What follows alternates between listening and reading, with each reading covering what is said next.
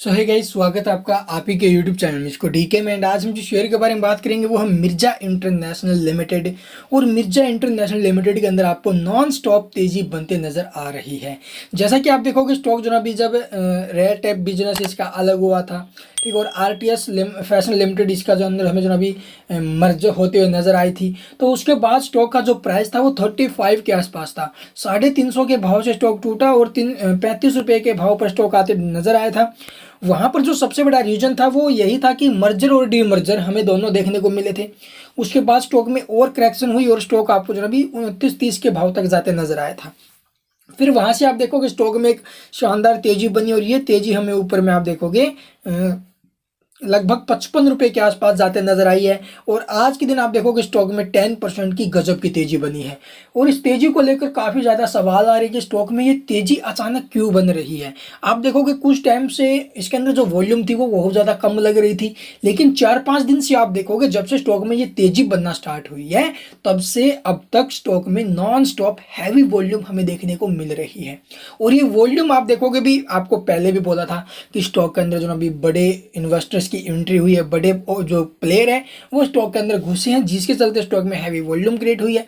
यानी जो volume create हुई है इसी वजह से आप देखोगे ये स्टॉक में पंप आया है।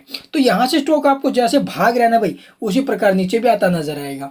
ठीक है, जिस प्रकार स्टॉक चला है उस प्रकार नीचे भी आएगा। और एक्चुअली में जो ये शेयर है आपको फिर से आप देखोगे भाई ऊपर में नीचे में 35 से 40 के बीच में आते नजर आएगा। तो यहाँ से स्टॉक जो अभी चला हुआ है, इन सब के पीछे रीजन है ऑपरेटर गेम, और कोई बड़ा रीजन नहीं है। आप देखोगे भी 834,000 यानी कि 8,34,000 की आज के दिन वॉल्यूम लगी है। और आज भी एक बड़ी बल्क डील के चलते स्टॉक में ये पंप बना है। सुबह सुबह आप देखोगे स्टॉक जो ना अभी आपको अपर सर्किट में तो ओपनिंग लेते नजर नहीं आया था। ठीक है, स्टॉक जो आपको कंसल्टेंट जोन में दिखाई दिया था सुबह 7-8% की तेजी बनी, फिर उसके बाद थोड़ी देर स्टॉक अप डाउन किया, फिर स्टॉक ने यूसी लगाया है। तो यूसी लगने के पीछे का रीजन आपको दिखाएंगे और उन सबके साथ साथ डिस्कस करेंगे भी हमें करंट लेवल के ऊपर क्या करना चाहिए। क्या स्टॉक को सेल करना चाहिए या फिर जो है यहाँ से प्रॉफिट बुकिंग करके या फिर हमें होल्डिंग बनाए रखनी चाहिए। यहाँ पर आप देखोगे वॉल्यूम हैवी की वजह से स्टॉक में ये पंप बना है भाई। तो चलिए देखते हैं क्या है पूरा मामला। अभी तक कोई ऐसी न्यूज़ तो आई नहीं है, नहीं कोई कंपनी ने कुछ अनाउंसमेंट किया है, नहीं आप देखोगे इसका जो रेड टेप वाला बिजनेस है उसके रिगार्डिंग कोई अपडेट आई है।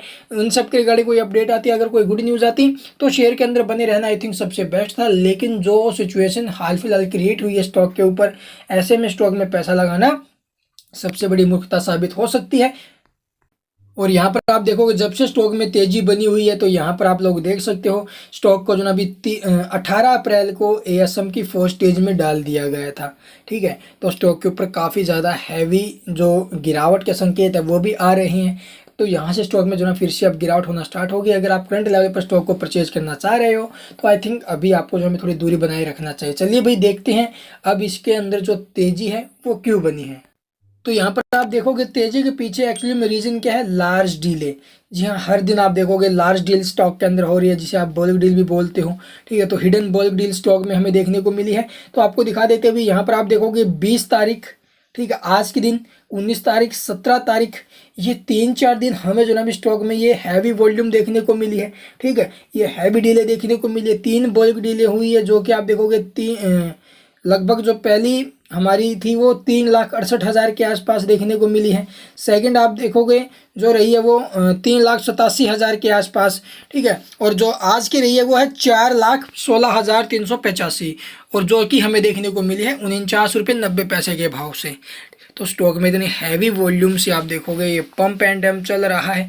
तो इस शेयर को लेकर आप देखोगे भी बहुत सारे कमेंट्स आ रहे हैं कि हम करंट लेवल पर क्या करें। देखो भाई, जिनको अच्छा प्रॉफिट हो गया वो ऐसा लेके चलिए। ठीक है, जो स्टॉक के अंदर करंट प्राइस पर बाइंग करना चाह रहे हैं कि भी स्टॉक यहाँ से चलेगा चलेगा, देखो भाई उनकी सबसे बड़ी ये गलत निर्णय होगा, क्योंकि अब स्टॉक में कभी भी करेक्शन हो सकता है, क्योंकि ऑलरेडी स्टॉक आप देखोगे भी 60% के आसपास भाग चुका है। तो ऐसे में करंट लेवल पर बाइंग करना सबसे बड़ी मूर्खता साबित हो सकता है। तो ऐसे में आप लोग जो है स्टॉक को अंदर करंट लेवल पर एंट्री मत लेना। 60-65% स्टॉक भाग चुका है, अब कभी भी स्टॉक में ऊपर के लेवल से एलसी लग सकता है। एक बार एलसी लगा तो स्टॉक जो है आपको फिर से आप देखोगे 40-50 के भाव तक आते नजर आ सकते हैं।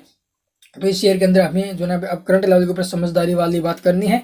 अब यहाँ पर हमें जो ना भी करंट लेवल पर परचेजिंग करना नहीं है। अगर जिनकी होल्डिंग है तो ऐसा लेके चलिए। आज का जो 5% स्टॉक भागा उसका 10% भागा उसका हाफ लेकर आप लोग जो स्टॉक में बैठिए।